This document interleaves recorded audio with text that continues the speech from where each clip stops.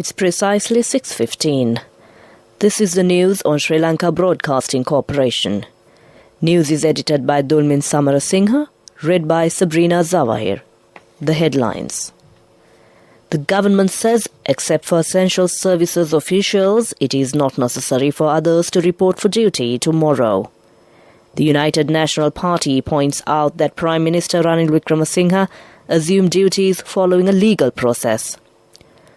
Term of Parliamentary Select Committee on Electoral Changes has been extended.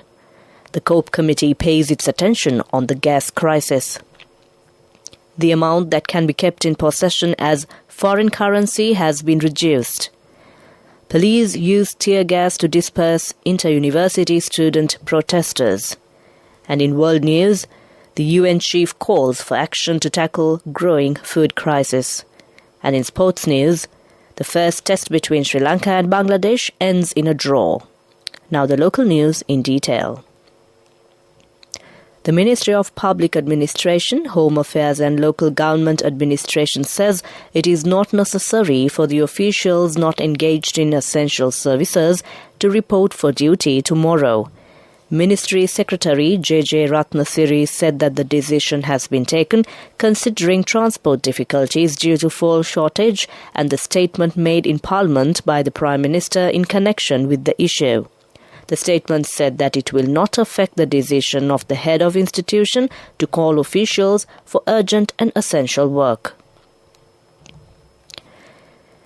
United National Party General Secretary Palitha Rangebandara says that Prime Minister Ranil Wickremesinghe has assumed office following a legal process.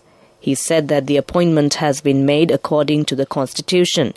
During a media briefing today at Sirikota, he said that it could be understood by reading 37th clause of the Constitution.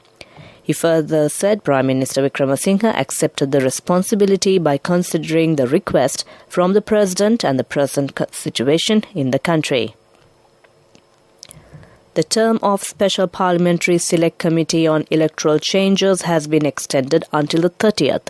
The proposal presented by Chairman of the committee, Minister Dinesh Gunawardena, has been approved by Parliament. The first meeting of the committee was held on the 17th of May last year.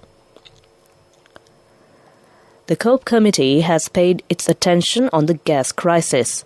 Accordingly, the senior management of the Litro Gas Company is scheduled to appear before committee tomorrow.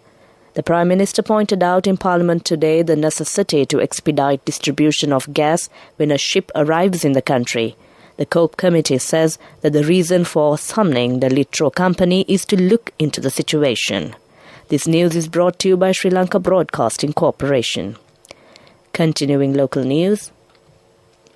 Central Bank Governor Dr. Nandalal Weerasinghe says that country is moving towards the correct path.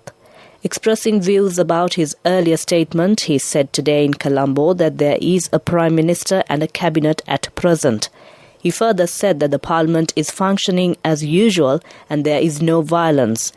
Meanwhile, the central bank has paid its attention on reducing the number of foreign currency notes that can be kept in possession by a resident or an organization in the country up to $10,000 from the previous $15,000. The central bank governor said 2 weeks would be given to add to the banking system or to convert to rupees if an individual is in possession of dollar notes of which the earnings cannot be disclosed.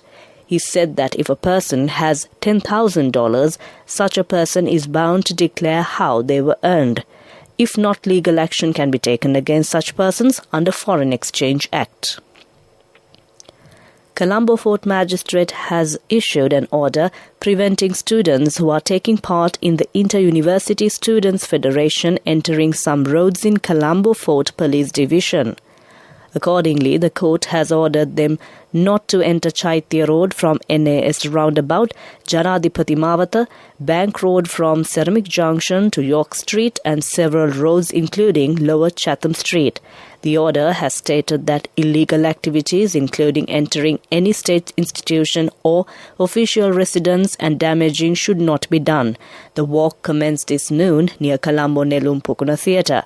The police used tear gas and water cannons to disperse the protesters near the World Trade Center. The first report of the second session of the 9th Parliamentary Committee on Public Accounts will be presented to Parliament tomorrow by its chairman, MP Professor Tissavitharana.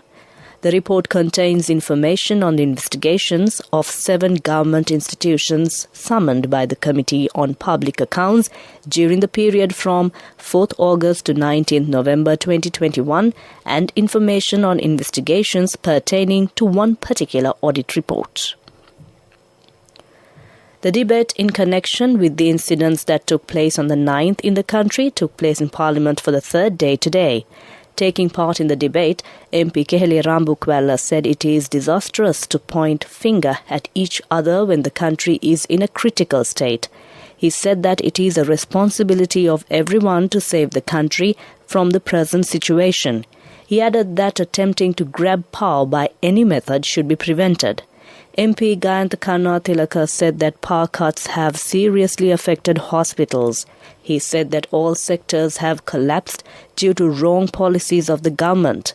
MP Chamal Rajapaksa said that all stakeholders should come together and find solutions to present problems. He said that discipline in Parliament should be protected and attention must be paid on people's problems. Taking part in the debate, MP Imtiaz Bakir Maka said that the barbaric culture should be eliminated.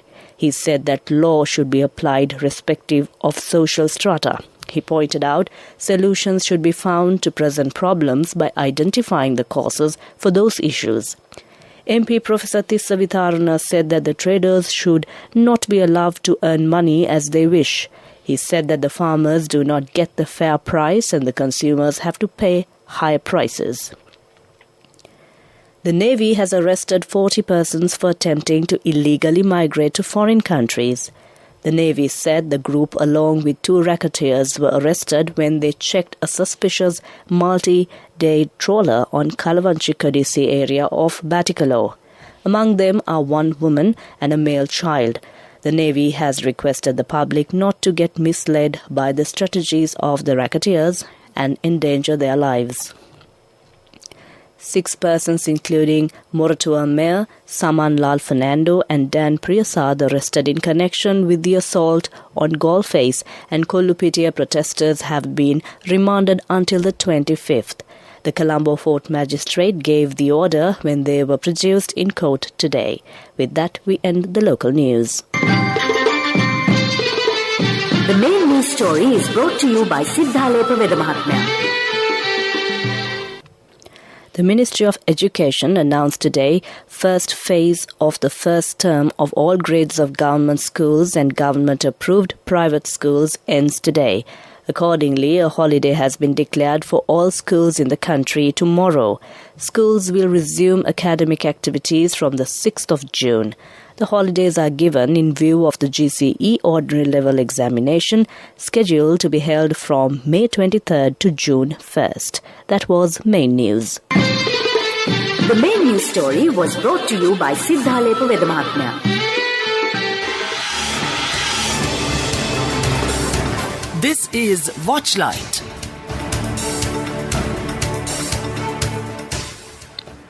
The National Water Supply and Drainage Board said a 10-hour water cut will be in place in several areas in Colombo on Saturday from 10 p.m. to 8 a.m. on Sunday due to essential distribution network improvement work.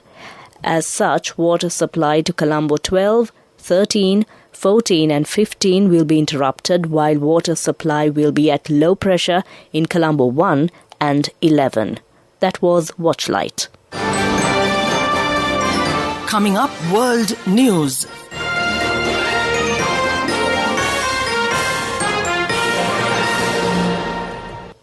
The headlines of the world news. The UN chief calls for action to tackle growing food crisis. The U.S. health authorities say masks are encouraged again in areas with high levels of COVID-19. Tycoon Ratan Tata's ride in India's cheapest car wins internet. Now the world news in detail. UN Secretary-General Antonio Guterres has called for urgent action to resume exports of grains and other goods amid a global food crisis, which it says is likely linked with the Russian invasion of Ukraine. The UN chief said the Russian invasion has caused exports of Ukrainian grains and Russian fertilizer to decline, leading to global supply shortages and soaring prices. He warned this could worsen the global food crisis. U.S. health officials say coronavirus infections in some areas have reached levels where masking is encouraged. The Centers for Disease Control and Prevention says infections are on the rise in the U.S., with the weekly average of daily new cases at around 99,000 as of Tuesday. The actual figure could be higher if people who have not reported the results of home testing are included.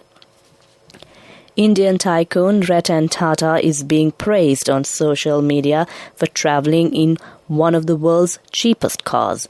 The chairman emeritus of the Tata Group, Mr. Tata, is known for his simplicity.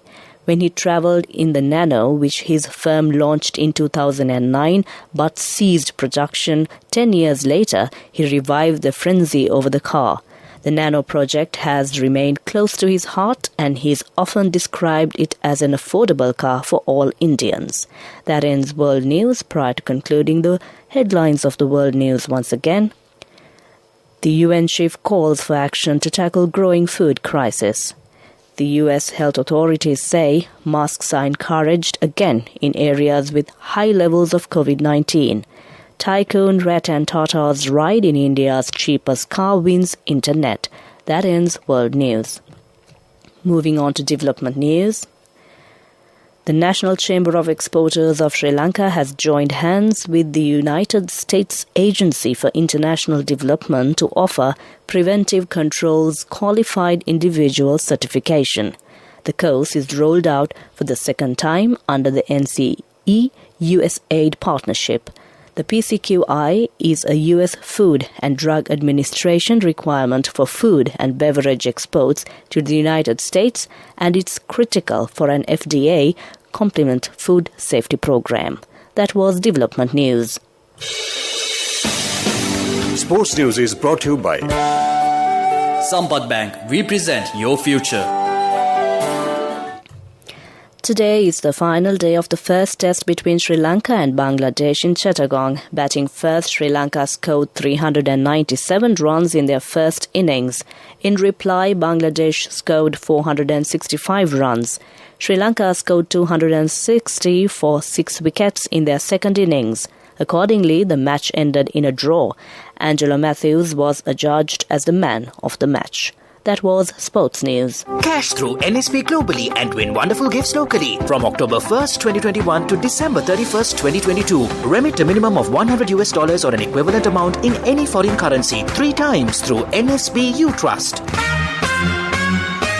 Business News, sponsored by National Savings Bank, the safest place for your money. The third Emerging Asia Insurance Awards 2021 recognized LOLC General Insurance as the best general insurance company of the year amongst the top insurance companies nominated from Southeast Asia. The evaluations were done by PricewaterhouseCoopers, the multinational professional service network, and the event was held in Kolkata, India. That was Business News. Business News, sponsored by Cash through NSP globally and win wonderful gifts locally. Will you be the lucky winner of the NSP Golden Jubilee? 50 gold sovereigns for the top prize winner of the NSP Golden Jubilee. Scooters for the 10 second prize winners. iPhones for the 10 third prize winners. Mountain bikes for the 29 fourth prize winners. From October 1st, 2021 to December 31st, 2022. Remit a minimum of $100 or an equivalent amount in any foreign currency 3 times through NSP You Trust. Economic news, courtesy of Saving money isn't easy when you have responsibility. That's why we promise to give you the best returns and guarantee on your investment. LOLC Finance Fixed Deposits. Maximize your savings. LOLC Finance PLC, incorporated on the 13th of December 2001, is rated SLA stable by ICRA Lanka Limited and is licensed by the Monetary Board of the Central Bank of Sri Lanka under the Finance Business Act number 42 of 2011. US investment bank JP Morgan backed Sri Lanka's crisis-hit government bonds yesterday, saying recent political changes in the country should gradually improve its strains and help its talks with the International Monetary Fund. Adding an overweight, effectively a buy recommendation, JP Morgan analysts said political stability should pave the way for bonds to move higher from near all-time lows. That was economic news. LOLC Finance is taking the power of innovation to the next level, winning 5 golds at the Technovation Awards 2022, leading the digital revolution with cutting-edge interbanking digital payments. LOLC Finance claims the overall gold award, whilst also claiming an extraordinary victory in digital banking. LOLC Finance will continue to innovate with the next generation digitalization of financial services, delivering a superior customer experience. The weather report. Met Department says showers or thundershowers will occur at times in western, Sabaragamuwa, central, northwestern and southern provinces. Fairly heavy showers above 50 millimeters can occur at some places in Sabaragamuwa province and in Kandy, Nuwara, Galle and Mathura districts. Several spells of showers will occur in northern province and in Anuradhapura district. Strong winds about 50 kilometers per hour can be expected at times over the western slope of the Central Hills, northern, north central and northwestern provinces and in Hambantota and Trincomalee districts. That was the weather report. Prior to concluding this bulletin of news, the headlines once again. The government says, except for essential services officials, it is not necessary for others to report for duty tomorrow. The United National Party points out that Prime Minister Ranil Wickremesinghe assumed duties following a legal process. Term of Parliamentary Select Committee on Electoral Changes has been extended. The COPE Committee pays its attention on the gas crisis. The amount that can be kept in possession as foreign currency has been reduced. Police use tear gas to disperse inter-university student protesters. With that, we conclude the news.